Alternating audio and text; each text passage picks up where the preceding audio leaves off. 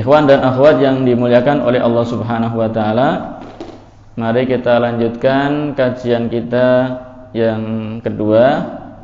Ini minggu keempat, berarti akidah ahli sunnah wal jamaah.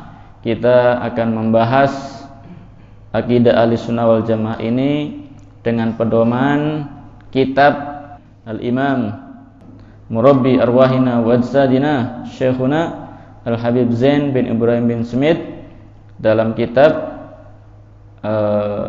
Al-Ajwibah Al-Ghaliyah sampai halaman 14. Yang membawa kitabnya atau yang di rumah bisa menyimak kitab Al-Ajwibah Ghaliyah halaman 14. Cetakan, mungkin cetakannya berbeda-beda ya. Pokoknya bisa dilihat bab sifatul ma'budi bihaq. Akan saya bacakan kitabnya supaya mendapatkan berkah. Bismillahirrahmanirrahim. Sifatul ma'budi bihaq. Su'alun ma hiya sifatul ma'budi bihaq? Jawab: i'lam annahu la ma'buda bihaqqin fil wujudi illa Allah wahdahu la syarika lah. Al-fardul wahidul ahadus samad, al-malikul qadirul hayyul qayyum, al-qadimul azali, ad-daimul abadi, alladhi huwa bikulli syai'in alim wa ala kulli syai'in qadir, yaf'alu ma yasha' wa yahkumu ma yurid, laisa kamitslihi syai'un wa huwas sami'ul basir. Taqaddasa wa ta'ala 'anil syabihi wan nadhir wa 'anil syariki wal wazir. La tahudduhu al-azman wa la yashghaluhu sya'nun 'an syan. La tuhitu bil jihad wa la ta'tarihi al-hadithat. Lahul ghinal mutlaq 'an kulli syai' min kulli wajh wa kullu ma siwahu muftaqirun ilaih. Khalaqal khalqa wa a'malahum wa qaddara arzaqahum wa ajalahum. Khalaqal mauta wal hayah wat ta'ata wal ma'siyah was sihhata was saqam wa anzalal kutub wa arsala rusula li hidayatil khalqi lutfan bihim wa 'adal muhsinina bi thawabihi fadla wa tawa'adal musiiina bi 'iqabihi adla. Fal ilahul ma'budu bihaq huwal jami'u li hadhihi sifat.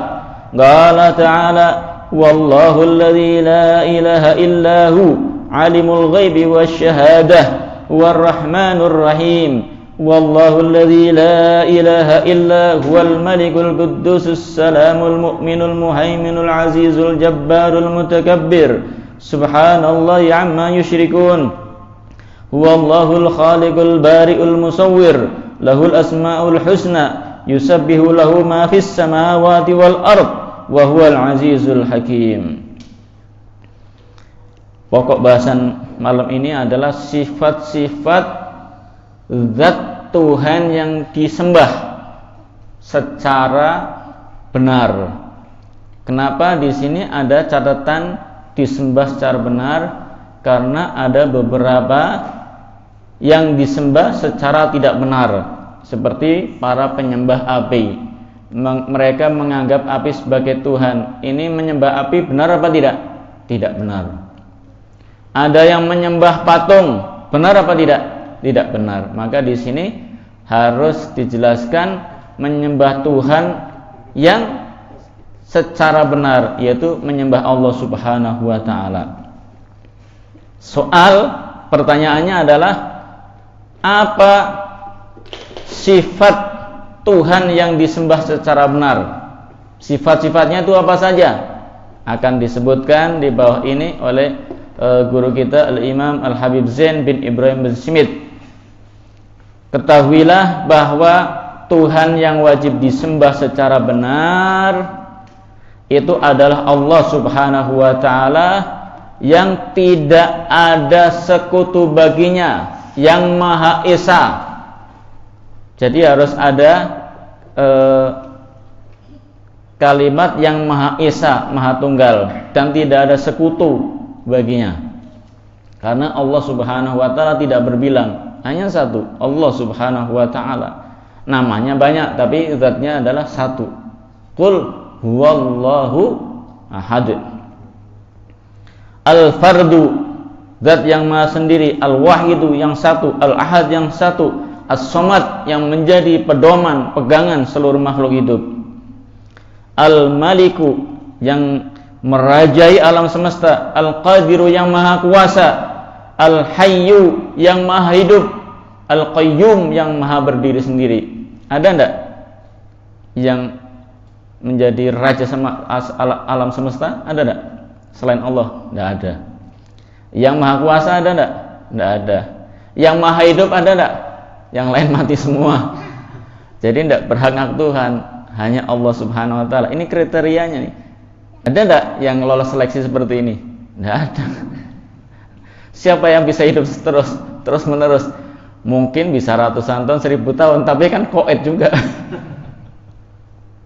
Ini Allah Subhanahu wa taala Al-Hayyu, habis itu Al-Qayyum, sudah hidupnya selama-lamanya, berdiri sendiri, tidak butuh bantuan orang lain, ya.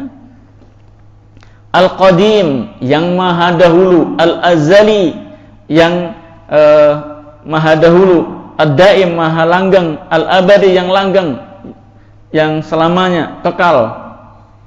Alladzi huwa bikulli syai'in alim, yang mengetahui segala-galanya. Ada seperti itu. Tidak nyampe ya, kemampuan manusia makhluk tidak ada yang sampai seperti itu. Allah Subhanahu wa taala itu tahu. Sekarang detik ini jumlah daun yang rontok itu berapa? Allah mengetahui, melihat dan mendengar gerakan semut yang berjalan di atas batu yang keras di malam hari.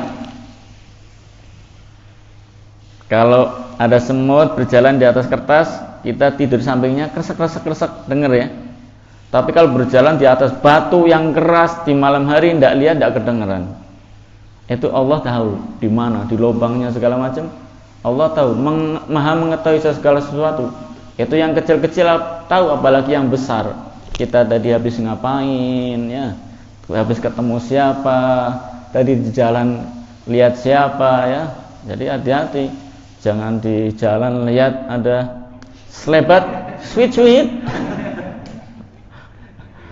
mumpung udah ada teman nih, teman-teman tidak kelihatan nih, malam minggu berangkat pengajian kok sweet, Allah tahu, wa huwa ala kulli syai'in qadir, wa huwa bi kulli syai'in alim, maha mengetahui. Wa ala kulli syai'in qadir, sanggup berkuasa atas segala sesuatu, menjadikan seseorang menjadi hidup, menjadi mati, menjadi kaya, menjadi miskin. Yaf'alu ma yasha'u wa yahkumu ma yurid, berbuat segala sesuatu yang dia kehendaki. Jadi tidak ada orang yang berhak memaksa Allah Subhanahu wa taala. Allah mempunyai sifat prerogatif atau sifat jaiz. Mau berbuat apa terserah Allah, tidak berbuat apa terserah dia. Mau ngelakuin apapun sama makhluknya terserah Allah Subhanahu wa taala sesuai dengan kehendaknya. Tidak ada yang membatasi. Tidak boleh ada yang protes, ya Allah, kenapa saya jadi orang miskin? Tidak boleh protes. Protes boleh enggak? Tidak boleh. Ataupun ya Allah, kenapa, misalnya ada orang saking kayanya bosan, ya Allah kenapa saya jadi orang kaya? Ada enggak? Tidak boleh protes juga. Allah berkuasa berbuat sesuatu, melakukan terserah yang dikehendaki oleh Allah Subhanahu wa taala. Kemudian laisa kamitslihi wa huwa laisa kamitslihi syai'un wa huwas samiul basir. Baik, Allah Subhanahu wa taala berfirman, kullu yaumin huwa fisyan. Setiap hari Allah berbuat segala sesuatu terserah Allah Subhanahu wa taala. Dahulu ada kaum orientalis ya, itu mendebat. Ada kaum muslimin berkumpul di debat, kalian katanya menyembah Allah, mana Allah berada ya. Kemudian ada seorang alim maju menjawab, ini bertanya, yang kamu sembah Allah, Allah di mana? Seperti apa? Dijawab sama orang-orang alim tadi, wahai kamu percaya listrik ada enggak? Ada. Listrik ada di mana? Ya pokoknya ada listrik. Ini kabel listriknya di mana? Ya pokoknya ada alirannya. Percaya enggak? Percaya. Dan daripada tidak percaya suruh megang. Kemudian dia balik lagi bertanya, nah sekarang Tuhan kamu sekarang itu lagi ngapain? Coba kita ditanya kayak itu, aduh bingung jawabnya apa ya. Katanya kulla yaumin huwa fisyan. Setiap hari Allah berbuat terserah sesuai dengan kehendak Allah. Setelah sekarang lagi ngapain? Baik, kata orang alim tadi, saya akan menjawab. Tapi syaratnya, dia kan yang tanya orientalis berdiri di tempat yang agak tinggi. Syaratnya kamu turun ke sini, saya tak ke situ, tak jawab di situ. Orientalisnya tadi turun, orang alimnya naik tempat yang tinggi. Wahai orang orientalis, sesungguhnya Allah Subhanahu wa taala sekarang sedang menurunkan kamu dari sini ke sini dan menaikkan saya dari sini ke sini. Jadi setiap hari Allah Subhanahu wa taala terserah, yaitu berbuat segala sesuatu yang Allah kehendaki, tidak boleh dibantah, tidak boleh diprotes. Allah mempunyai kehendak. Baik. Kemudian laisa kamitslihi syai'un, tidak ada sesuatu yang menyerupai Allah. Wa huwas samiul basir, dan dia adalah zat yang maha mendengar dan maha melihat. Menyerupai saja tidak ada, apalagi menyamai. Tidak akan ada, ya. Audisinya dari syaratnya banyak, tidak ada yang lolos, ya. Semuanya tumbang semua. Jadi tidak ada sesuatu pun yang menyerupai Allah Subhanahu wa taala. Taqaddasa wa ta'ala 'anis syabihi wan nadhir. Allah Maha Suci dari sesuatu yang menyerupai dan menyamai Allah Subhanahu wa taala. Wa 'anis syariki wal wasir, tidak mempunyai sekutu dan tidak mempunyai pembantu, tidak butuh pembantu, tidak butuh menteri, tidak butuh wakil-wakil. Allah Subhanahu wa taala Maha berdiri sendiri. Nah, kalau kita ditanya wujudnya Allah itu seperti apa, kita kan pingin tahu ya, Allah itu seperti apa, bagaimana. Maka jawabannya apa? Pokoknya Allah itu wujud. Tidak seperti zaman dulu ya, ketika Nabi Muhammad menyerukan kepada Allah, kepada Islam, orang-orang kafir Quraisy bertanya, wahai Muhammad, Tuhan kamu itu terbuat dari apa? Kalau ini kan kami ada yang menyembah berhala terbuat dari batu, ada yang berhala terbuat dari kurma, ada yang terbuat dari emas, ada yang dari perak, ada yang dari kayu. Ini sahabat Umar itu kalau teringat zaman dulu ya, nangis sama tertawa. Nangis kenapa? Karena dulu waktu kecil, dulu adatnya orang Arab kan kalau mempunyai anak perempuan dikubur hidup-hidup. Saya nangis. Waktu itu anak saya perempuan kecil, saya gali sendiri lubangnya. Saya gali, anak saya membersihkan baju saya. Tidak tahu kalau mau saya kuburkan. Dikubur hidup-hidup, nangis. Terus tertawa kenapa? Karena dulu orang-orang jahiliyah kalau lagi panen kurma bikin berhala dari kurma. Tapi kalau sudah tidak hujan, kurmanya sudah tidak buah, dimakan satu-satu sampai habis tuh berhalanya. Subhanallah. Inilah orang zaman jahiliyah. Tanya sama Nabi, ini apakah Tuhan kamu itu terbuat dari emas, apa dari perak, besi, apa dari kayu? Ya. Untung waktu itu belum ada netizen. Kalau ada netizen, orang kafir Quraisy habis tuh. Lah emang kalian orang kafir jahiliyah Tuhannya made in mana? Made in Arab, apa made in Roma, apa made in Jawa? Tuhan mau made in. Dijawab sama Allah Subhanahu wa taala melalui Rasulullah, "Qul huwallahu ahad." Katakan wahai Muhammad, Allah itu Maha Esa. Allahus Samad, lam yalid wa lam yulad wa lam yakul lahu kufuwan ahad, seperti apa yang telah kita bahas pada kajian tafsir ya, pada minggu pertama surat Al-Ikhlas. Jadi kita sebagai manusia makhluk tidak boleh membayangkan wujudnya Allah itu seperti apa, karena ini bisa mengantarkan kepada kesesatan. Sebab Allah itu adalah kriteria tadi, maha mengetahui, maha melihat, maha mendengar, berbeda dengan segala sesuatu, tidak ada yang menyamai Allah Subhanahu wa ta'ala. Padahal kita bisa memikir itu sesuatu yang pernah kita lihat, sesuatu yang pernah kita dengar. Untuk membayangkan surga aja kita masih susah. Di surga ada air mengalir, ada sungai-sungai di bawah istana di surga. Saya mau tanya, sekarang kalau saya sebutkan sungai di surga, yang terbayang sungai apa antum? Mungkin ada yang terbayang sungai apa namanya, kanal, banjir kanal barat. Ada yang kebayang banjir kanal timur ya. Ada yang kali garang hanya yang terlintas di pikirannya dia. Padahal di surga sungainya tidak seperti itu.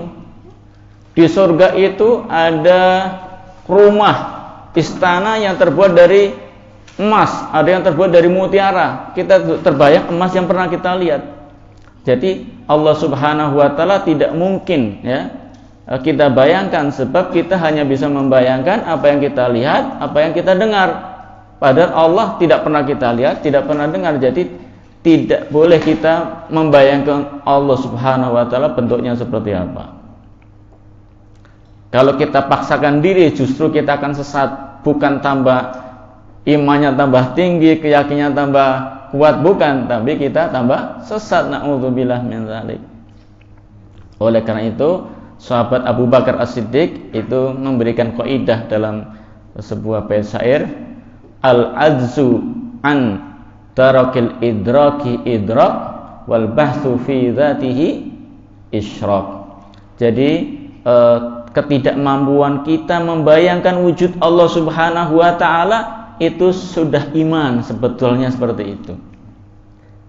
Dan kalau kita mencari-cari, kita mengadakan penelitian tentang zatnya Allah, justru itu kufrun wa isyraq, itu akan menyebabkan kekafiran dan kesyirikan. Al-ajzu an tarakil idraki idraku wal bathu an dzatihi kufrun wa isyraq. Jadi kalau kita eksperimen, penelitian, justru itu akan mengantarkan kita kepada kekafiran dan kesyirikan. Ini membayangkan zatnya ya, yang kita bahas zat Allah Subhanahu wa ta'ala. Adapun sifat-sifatnya ya kita pelajari, di Al-Quran ada sifat-sifatnya, dalam hadis ada sifat-sifatnya, tapi zatnya, wujudnya seperti apa, itu yang tidak boleh. Yang kita garis bawahi apa? Ayat Al-Quran, laisa kamitslihi syai'un wa huwas samiul basir, seperti yang dikutip oleh guru kita, yaitu Imam Al-Habib Zain bin Ibrahim bin Smith. Dan ada kaidah lagi, ma khatara bi balik fa huwa halik wallahu bi khilafi dzalik. Paham ya? Ma khatara bi balik fa huwa halik wallahu bi khilafi dzalik. Ini apa kok lik-lik semua? Setiap yang terlintas di dalam pikiran kamu itu pasti akan hancur. Karena yang terlintas itu makhluk, dan Allah berbeda dengan makhluk. Kita terlintas di sini sungai, nanti hari kiamat akan sirna, hancur. Kita terbayang ada rumah, nanti akan sirna. Dan Allah berbeda dengan itu semua. Jadi tidak mungkin terlintas di dalam pikiran kita, sebab kita tidak bisa membayangkan kecuali yang kita lihat, kita dengarkan. Nah, pertanyaannya, apakah kita bisa melihat Allah Subhanahu wa ta'ala? Jawabannya adalah apakah boleh, apakah bisa, apakah ada kemungkinan untuk melihat Allah di alam dunia ini? Boleh dan bisa. Tapi ternyata tidak ada yang bisa kecuali Nabi Muhammad SAW. Yang lain tidak bisa. Bahkan Nabi Musa yang levelnya sudah tinggi, termasuk ulul azmi, bahkan minta pengen lihat Allah, tidak bisa. Ya Allah, saya ingin melihat wajahmu supaya lebih komplit. Saya biasanya dialog, tapi hanya mendengar, tidak bisa melihat engkau. Saya ingin melihat ya Allah. Tidak bisa kamu Musa. Tapi kalau kamu ingin, coba kamu lihat ada gunung di sana. Saya akan menampakkan diri kepada gunung. Kamu tidak lihat langsung saya, tapi lihat gunungnya. Kalau gunungnya itu masih utuh, kamu sanggup melihat saya. Setelah Allah menampakkan kepada gunung, gunungnya hancur luluh lantak. Tapi Musa pingsan. Ya, itu saking dahsyatnya. Ya. Lah ini apalagi saya melihat langsung, wah tidak kuat. Saya sekarang taubat, kata Nabi Musa alaihissalam. Ya, seperti dalam Al-Quran, walamma ja'a Musa limiqatina wa kallamahu rabbuhu qala rabbi arini anzur ilaik. Ya Allah, saya ingin lihat engkau. Dijawab sama Allah, qala lan tarani. Wahai Musa, engkau tidak akan bisa melihat saya. Walakin inzur ilal jabali. Akan tetapi lihatlah kepada gunung, fa in istaqarra makanahu fasawfa tarani. Apabila gunungnya masih utuh, tegap berdiri di tempatnya, maka kamu akan melihat saya. Falamma tajalla rabbuhu lil jabali ja'alahu dakkaw wa kharra Musa su'iqa. Ketika Allah menampakkan kepada gunung, gunungnya luluh lantak hancur. Nabi Musa pun jatuh pingsan. Falamma afaqa qala subhanaka. Ketika Nabi Musa sadar, langsung, Maha suci Allah, Maha suci engkau ya Allah. Tubtu ilaika, aku tobat kepadamu. Ya. Subhanaka tubtu ilaika wa ana awwalul mu'minin, dan aku termasuk orang yang pertama beriman kepada engkau. Sebetulnya boleh, tapi Nabi Musa aja tidak kuat, apalagi saya kayak kita sama antum semua ya. Dari Nabi Musa levelnya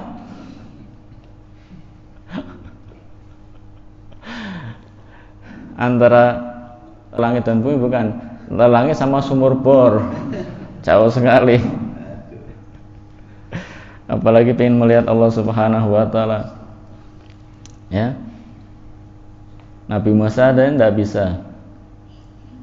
Ada mungkin barangkali suka ibadah mujahadah, sampai suatu ketika nampak, wah ini Allah mungkin ini. Nah itu jangan percaya. Saya ibadah saking banyaknya, saking ikhlasnya, saking rutinnya mujahadah saya sampai ditemui sama Allah. Nah itu sudah sana tuh, tidak lurus lagi, orangnya sudah melenceng tuh. Angel wis tuturane. Oh, berarti dia tidak belajar akidah. Coba kalau ahli ibadahnya ini belajar ilmu akidah, akan jadinya seperti Syekh Abdul Qadir Al-Jilani. Beliau itu mujahadahnya itu siang puasa, malam qiyamul lail. Tidak makan, tidak minum ya, kecuali sedikit, dan itu yang ada di hutan. Tidak pernah meminta kepada orang ya. Itu mujahadahnya kayak apa? Kalau kita tidak kuat ngikuti Syekh Abdul Qadir sehari, kelenger sampean. Apalagi setahun, saya pengen jadi murid antum Syekh Abdul Qadir. Kejauhan levelnya.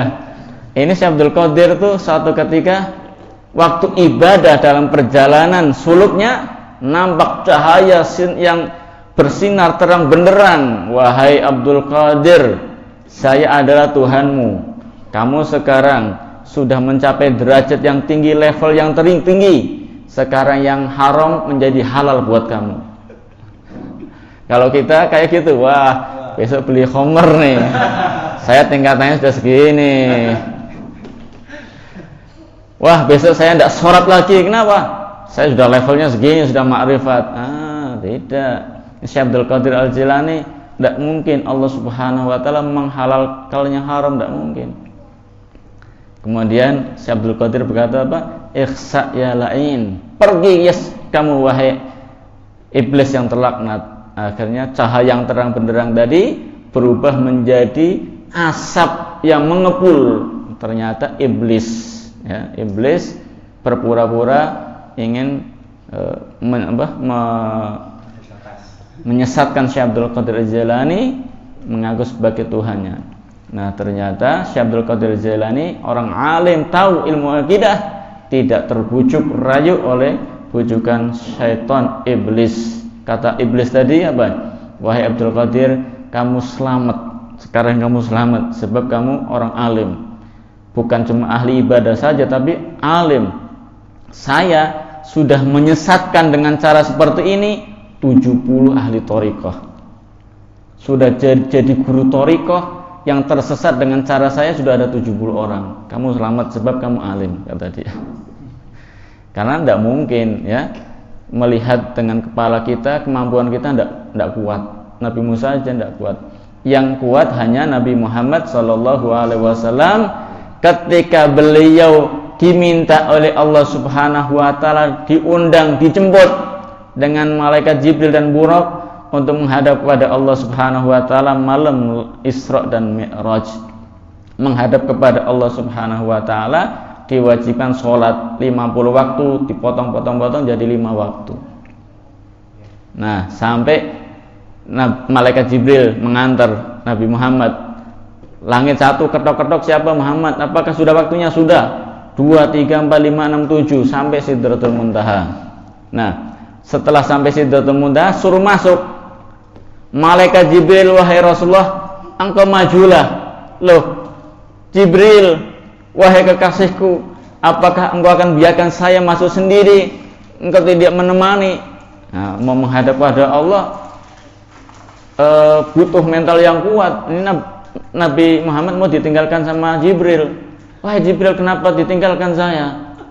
Wahai Nabi Muhammad, ini saya kalau maju selangkah dari sini saya terbakar, tidak kuat saya.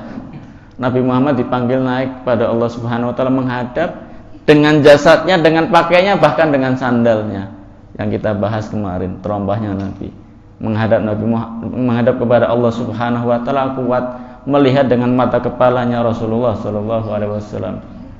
Kenapa kuat? Karena diberi kekuatan oleh Allah Subhanahu wa taala, kekasihnya, orang yang paling dicintai oleh Allah Subhanahu wa taala. Yang lainnya tidak bisa, ya. Nabi Musa tidak bisa, apalagi Syekh Abdul Qadir aja mengatakan tidak mungkin, itu adalah Allah, itu adalah iblis.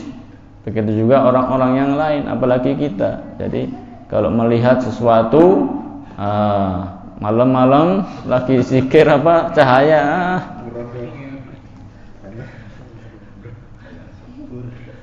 apalagi sholatnya di kamar, malam-malam kok ada cahaya, perlu dibuka selimut istrinya itu, jangan-jangan balas WA. Allah Subhanahu wa taala berfirman tuh, wan najmi idza hawa ma dhalla sahibukum wa ma ghawa wa ma yantiqu anil hawa in huwa illa wahyun yuha. Rasulullah tidak pernah berkata dusta, itu pasti wahyu dari Allah Subhanahu wa taala. Allamau syadidul quwa, yang ngajari malaikat Jibril yang private, ya. Dzumiratin fastawa summa dana fatadala fa kana qaba qausaini aw adna fa auha ila 'abdihi ma auha ma kadzabal fuadu ma ra'a. Jadi Rasulullah tidak pernah dusta, apa yang telah dilihat Nabi tidak pernah dusta.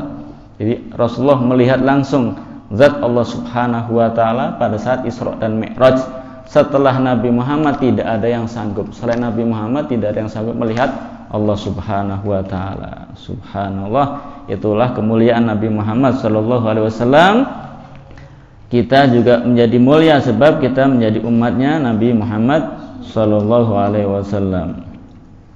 Baik, kita lanjutkan sifat-sifat yang dimiliki oleh zat yang disembah secara benar adalah la tuhituhu bihil jihad, tidak tergantung dari dimensi, arah barat timur, ya, utara selatan, tidak ada batasan, tidak ada dimensi, batasan dimensinya, arahnya tidak ada.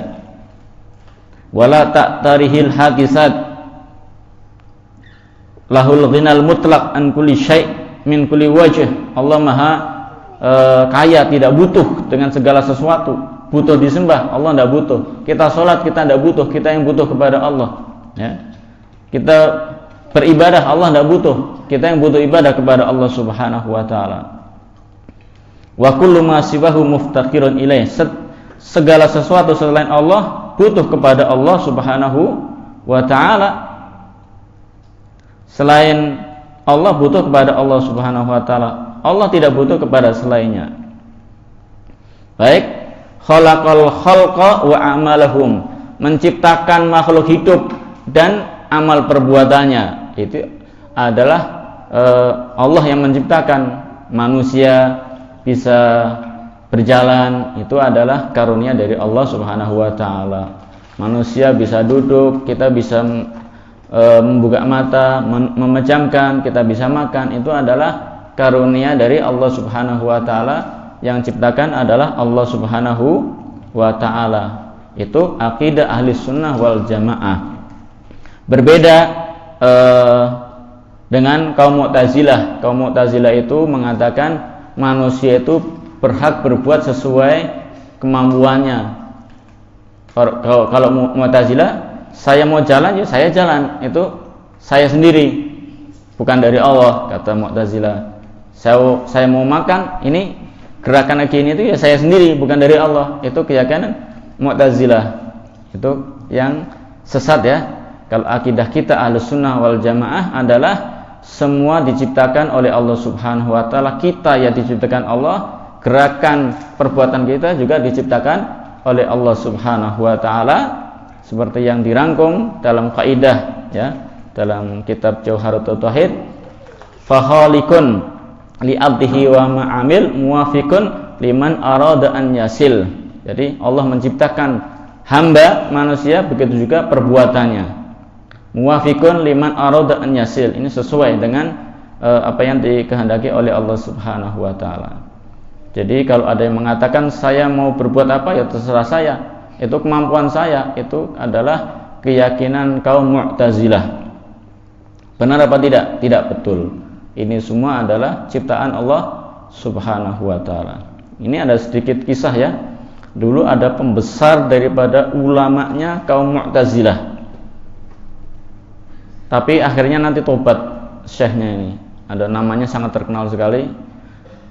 Nah, beliau ini di mana-mana dalam pengajiannya, dalam bukunya, kitabnya menjelaskan bahwa manusia bisa berbuat sesuatu. Kemampuannya mempunyai kemampuan. Kan berarti sesat ya, berbeda dengan kita Ahlus Sunnah ya. Akan tetapi ya Mu'tazilah ya ada pengikutnya segala macam, cuma berbeda keyakinan dengan kita. Suatu ketika syekhnya ini pergi ke Mekah untuk pergi haji. Nah, zaman dulu kalau pergi haji kan tidak seperti sekarang ya, 21 hari, 40 hari itu paling mentok. Di sana itu bisa berbulan-bulan, sebab perjalanan ke sana juga lama. Kalau di sana cuma 3 minggu, perjalanan ke sana 3 bulan, pulangnya 3 bulan, di sana 3 minggu, sayang. Nah, kebanyakan haji-haji zaman dulu itu di Mekah sambil ngaji. Makanya haji zaman dulu itu pulang itu pasti pintar ngaji, sebab di sana juga sambil ngaji di Mekah. Ya, tidak seperti haji zaman sekarang, berangkat, pulang, sudah selesai, Pak Haji, Bu Haji. Ngajinya masih belum, karena di sana cuma 3 minggu, paling pol 40 hari. Kalau dulu enggak, di sana ngaji, ketemu ulama-ulama setempat di sana, di Mekah, di Madinah. Nah, tadi Syekh Mu'tazilah tadi berkunjung ke ulama-ulamanya. Ya, kalau kelas ulama ya mungkin berdiskusi, mencari keberkahan apa yang belum diketahui. Nah, ini suatu ketika berkunjung kepada seorang alim Ahlus Sunnah wal Jamaah. Ini Syekh Mu'tazilah mengunjungi Syekh yang Ahlus Sunnah. Nah, itu lihat Syekh Ahli Sunnah itu ternyata punya anak perawan. Ini Syekh Mu'tazilahnya itu kepincut melihat, akhirnya jatuh hati. Makanya ini ikhwan-ikhwan itu harus dijaga matanya, sebab dari mata kalau sudah menatap sesuatu itu jatuhnya pasti ke hati. Kalau sudah jatuh ke hati namanya jatuh cinta. harus berhati-hati ya. Jangan asal lihat sana lihat sini, waduh bahaya nih. Nah, ini Syekh Mu'tazilah ini jatuh hati, lihat jatuh hati sama anaknya Syekh Ahli Sunnah, akhirnya datang melamar. Bingung ini, tidak mungkin. Ini Syekh Mu'tazilah saya terima jadi mantu saya, tidak mungkin. Alirannya sesat masuk jadi mantu saya. Apa kata tetangga saya nanti? Ini Syekh mempunyai mantu Mu'tazilah. Tapi yang tidak enak, kan sama-sama orang besar. Kalau langsung ditolak, bentar saya kan perlu musyawarah dulu sama anak saya. Bagaimana? Ya silakan. Masuk ke dalam, kata anaknya apa? Kan dengar anaknya itu. Soalnya anak perempuan tuh hati-hati kalau datang tamu, minimal tuh pasang kuping. Jangan-jangan, wah ini siapa ini? Tuh pasti kuping minimal tuh. Nggak percaya? Wahai abah, saya terima, nggak apa-apa. Duh, itu Mu'tazilah wahai anakku. Nggak apa-apa bah. Pokoknya saya terima. Itu syekhnya, terkenal memang. Tapi terkenalnya sebagai ulama Mu'tazilah. Tapi nanti ketika saya akad nikah, saya punya satu syarat aja bah. Ketika malam pertama, ya sudah disampaikan, wahai Syekh, ini anak saya sudah sepakat, tapi dia minta satu syarat aja nanti pas malam pertama. Sanggup enggak? Ayo sanggup, cuma satu tok. Ya. Syekhnya orang kaya, mau apa? Ya. Mau Alphard, ya, kasih 2 bisa. Minta cuma satu syarat toh. Akhirnya diadakan akad nikah di Mekah. Selesai haji segala macam, akad nikah berlangsung lah. Ya ini sayangnya sudah rodok panas lah kupingnya tetangganya. Masuk mantunya Mu'tazilah. Ala kulli hal anaknya sudah sepakat, ya sudahlah. Akhirnya malam pertama apa? Ketika bertemu di kamarnya malam pertama, ini wahai istriku, katanya ada satu permintaan, syaratnya apa? Jadi supaya segera ini saya akan penuhi ini segera, jangan lama-lama.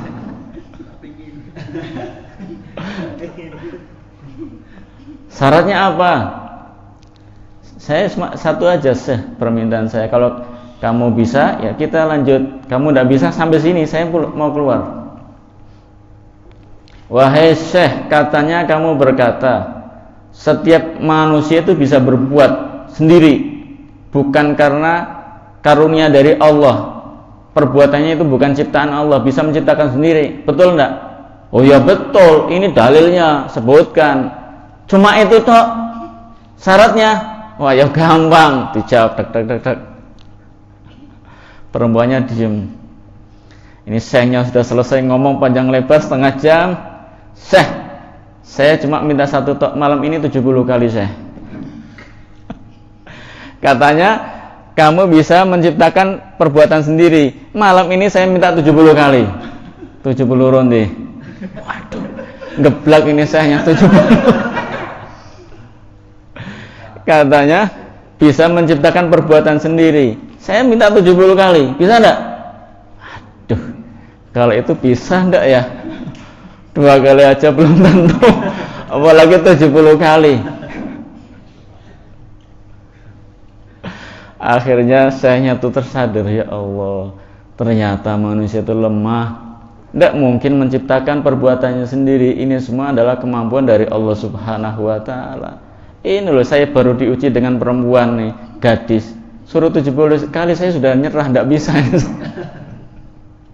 Berarti benar dia. Akhirnya saya tadi tobat, Syekh Mu'tazilahnya tobat menjadi Syekh Sunni. Alhamdulillah, mertuanya senang, selamat saya, selamat mantu tutu Mu'tazilah. Tobat jadi Sunni. Makanya sekarang banyak jadi apa? Ada siapa tobat jadi ahlu sunnah. Alhamdulillah. Ya, Syekh kalanya sama perawan, subhanallah. Wa qaddara arzaqahum wa ajalahum. Allah telah menentukan rezekinya, Allah telah menentukan ajalnya. Setiap makhluk manusia sudah ditetapkan sama Allah. Yang kita dapatkan itu sudah sesuai dengan batasan Allah, tidak mungkin kurang, apalagi lebih. Sudah pasti. Kita rezekinya berapa, besok berapa, sampai mati itu kira-kira total berapa, ya? Masing-masing ada berapa miliar, ada berapa triliun, ada berapa juta. Itu sudah dari pertama kita jebrol lahir di muka bumi ini sampai nanti kita masuk liang lahat tidak berkurang. Andai kata masih ada kurang satu butir nasi pun, itu berarti masih belum datang ajalnya. Nah, kalau sudah terpenuhi semuanya baru sesuai dengan datang ajalnya. Begitu juga ajal telah ditetapkan sama Allah, tidak mungkin meleset, maju tidak bisa, mundur juga tidak bisa, pas tepat waktu. Lah kapan waktunya? Itu yang menjadi rahasia Allah Subhanahu wa taala, kita yang tidak tahu. Yang harus kita lakukan apa? Ya kita siap-siap. Jangan-jangan kapan-kapannya kita tidak tahu. Jadi tidak mungkin maju, tidak mungkin mundur, tidak mungkin juga menyuap.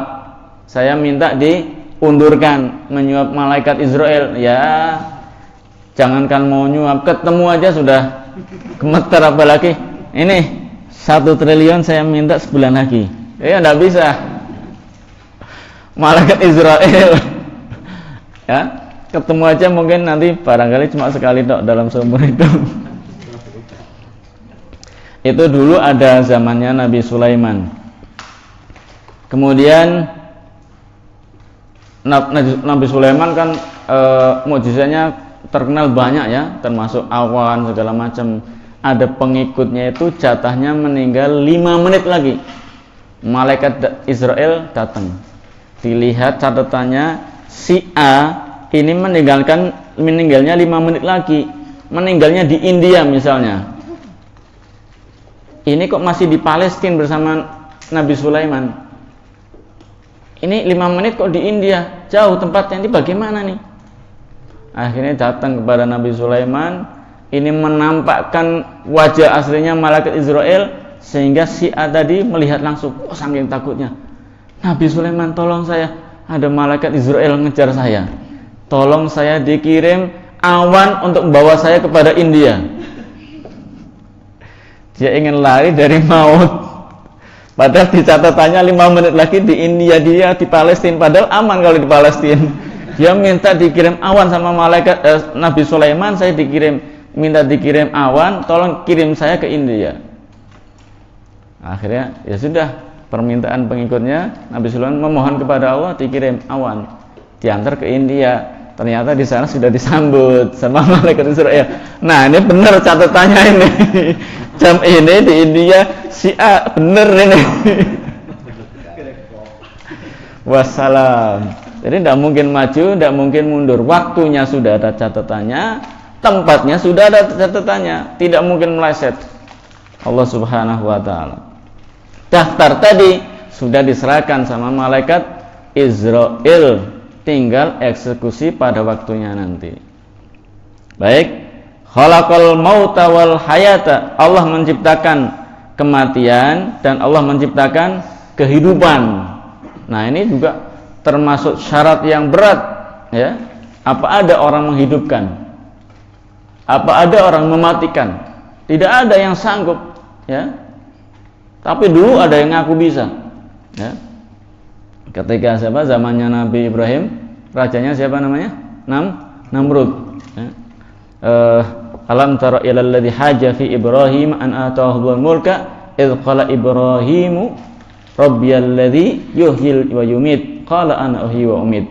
Ketika apakah kamu tidak melihat orang yang berdebat dengan Nabi Ibrahim ketika Ibrahim berkata, sesungguhnya Tuhanku yang menghidupkan dan mematikan. Kata Namrud, oh itu si kecil Ibrahim, aku juga bisa menghidupkan, aku bisa mematikan. Kalau Tuhan kamu bisa, saya juga bisa, tidak usah jauh-jauh Ibrahim. Kamu pengen bukti? Nah, akan saya buktikan. Namrud ini manggil 2 orang tahanan. Pelayannya suruh manggil 2 tahanan, si A sama si B. Kemudian panggil Al-Gojo, tolong penggal si A. Si B biarin, dipenggal si A. Ibrahim, kamu sudah lihat? Ini si A saya matikan, si B saya hidupkan. Kata Namrud seperti itu. Kalau Tuhanmu bisa menghidupkan, bisa matikan, saya juga bisa kecil, kata dia. Untung belum ada netizen ya. Kalau ada netizen bisa kalah itu Namrud. Habis itu Nabi Ibrahim dikasih hujah lagi. Ini Namrud bisa menyangkal tadi seperti itu. Ini saya matikan, ini menghidupkan. Nabi Ibrahim mendatangkan hujah lainnya, ya. Qala Ibrahimu fa innallaha ya'ti bisyamsi minal masyriq fa'ti biha minal maghribi fa buhital ladzi kafar. Wahai Namrud, sesungguhnya Allah itu kalau nerbitin matahari itu dari timur. Sekarang saya minta dibalik. Sekarang terbitin matahari dari barat. Bisa enggak kamu?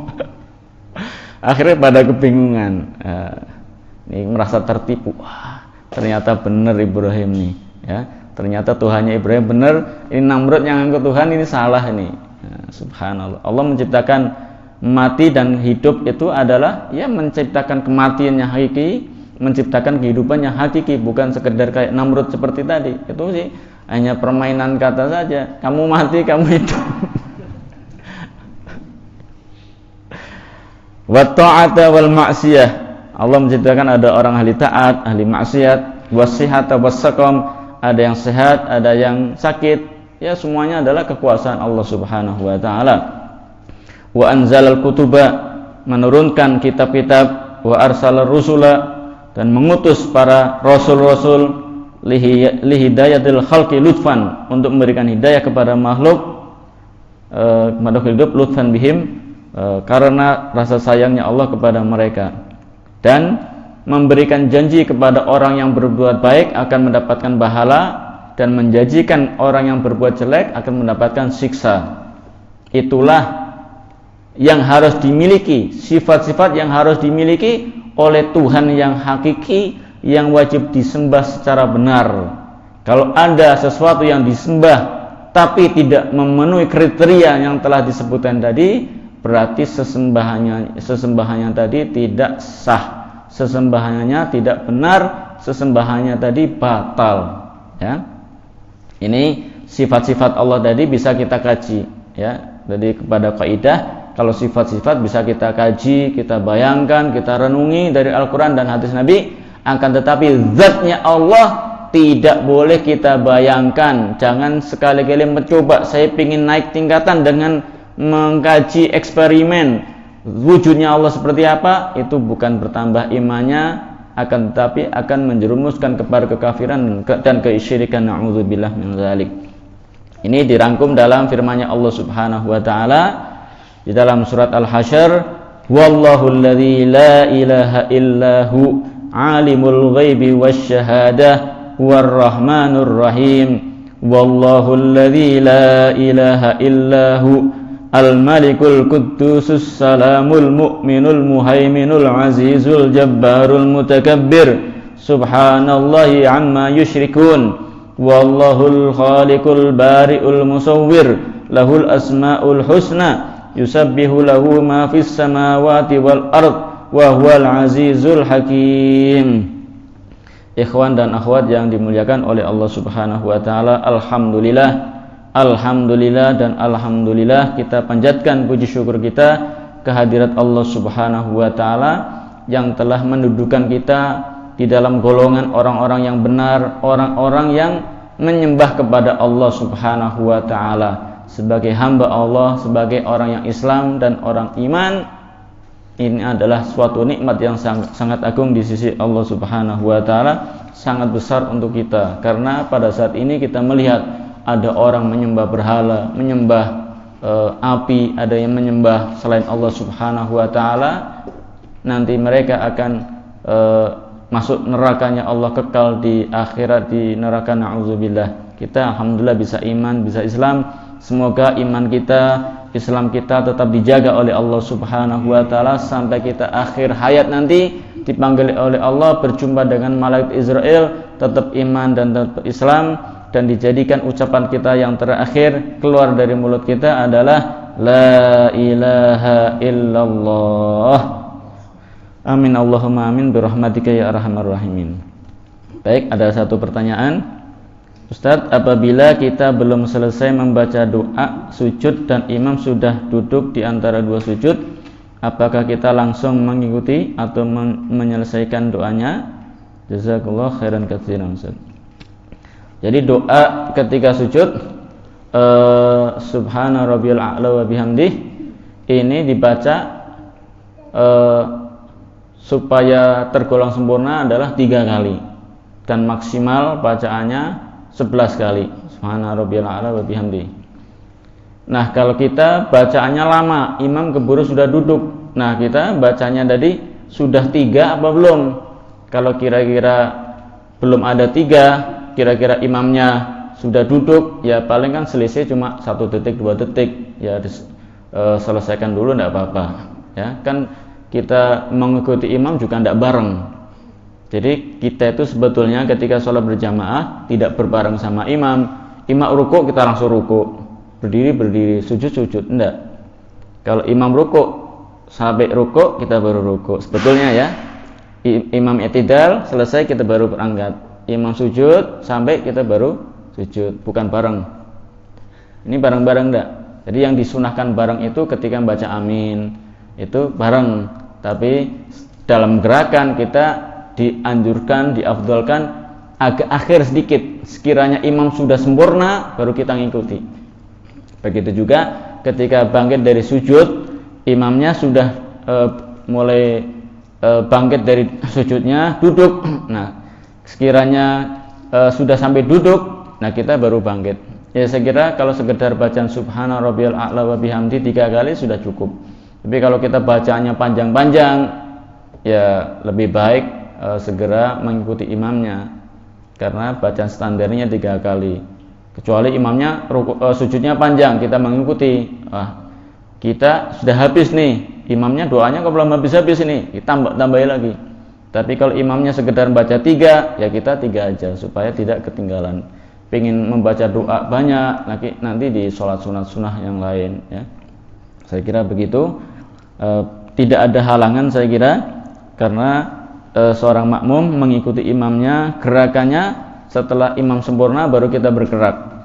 Dan doa sujud itu paling tidak sempurnanya dibaca 3 kali. Kalau imamnya sudah keburu duduk, kita targetnya 11, ya tinggalin 11, langsung ikuti imam lebih afdal. Ya, kurang lebih begitu. Mudah-mudahan kajian ini memberikan manfaat kepada kita dunia dan akhirat, memberikan tambahan wawasan, petunjuk, hidayah kepada kita, menjadi bekal, menjadi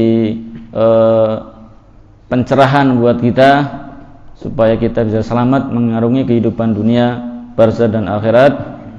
Kita mendapatkan ilmu yang bermanfaat, ilmu yang berkah buat kita. Kemudian kita akan menyampaikan juga kepada keluarga kita, akan menjadi patokan buat kita semua. Amin Allahumma amin. Semoga Allah memberikan keistiqomahan kepada kita supaya bisa hadir selalu di dalam kajian rutin Majelis Anwarul Haramain setiap hari Sabtu setelah sholat Isya di Masjid Hotel Gracia Semarang, mengkaji kitab Sirah Nabawiyah dan kitab-kitab yang lain, tafsir, hadis dan akidah Ahlussunnah wal Jamaah. Senantiasa kita beristiqomah menghadirinya dan bisa mengajak saudara-saudara kita untuk hadir supaya mendapatkan keberkahan ilmu. Amin ya rabbal alamin birahmatika ya arhamar rahimin. Sekian dari kami, wabillahi taufiq wal hidayah. Wassalamualaikum warahmatullahi wabarakatuh.